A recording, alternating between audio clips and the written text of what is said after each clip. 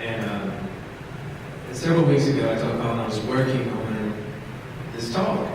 I said, Colin, I really want to read some poetry. He's like, no, don't do that. We want you to talk more.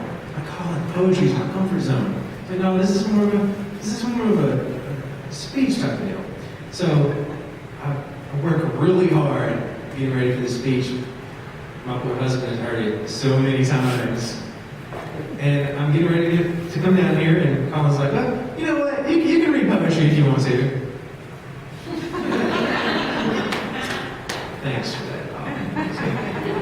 But he's trying to make you come.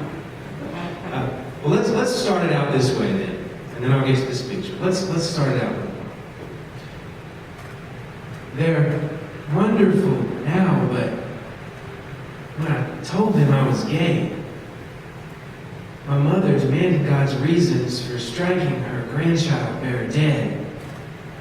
Manly loins, fertile and righteous, impeded by my barren inclinations. Her last straight hope zooming past as she traveled the stages of grief from the passenger seat. My future was a tornado-ravaged town with collapsed houses on the bodies of grandsons and granddaughters, crumpled white picket fences wrapped around the dead who looked like Tom Hanks in Philadelphia. My father, he took the proactive approach and said, if I tried, I could find a butch woman with a mustache or a petite little thing, small-chested like a freshman. He could coach me around the bases. Close your eyes, son, and you'll never know. My grandpa spoke of it in the hushed tones of a repressed war memory. I was Hitler. I was Mussolini. I was Tojo and Kono. He pictured me in grotesque scenes with fat men and little boys, pink triangles lost on his sensibilities.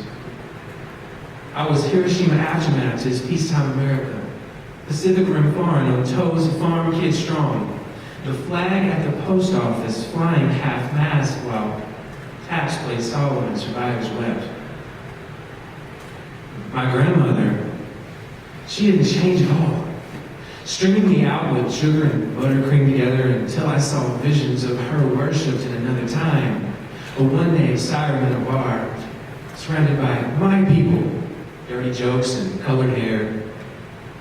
God, we would have loved her.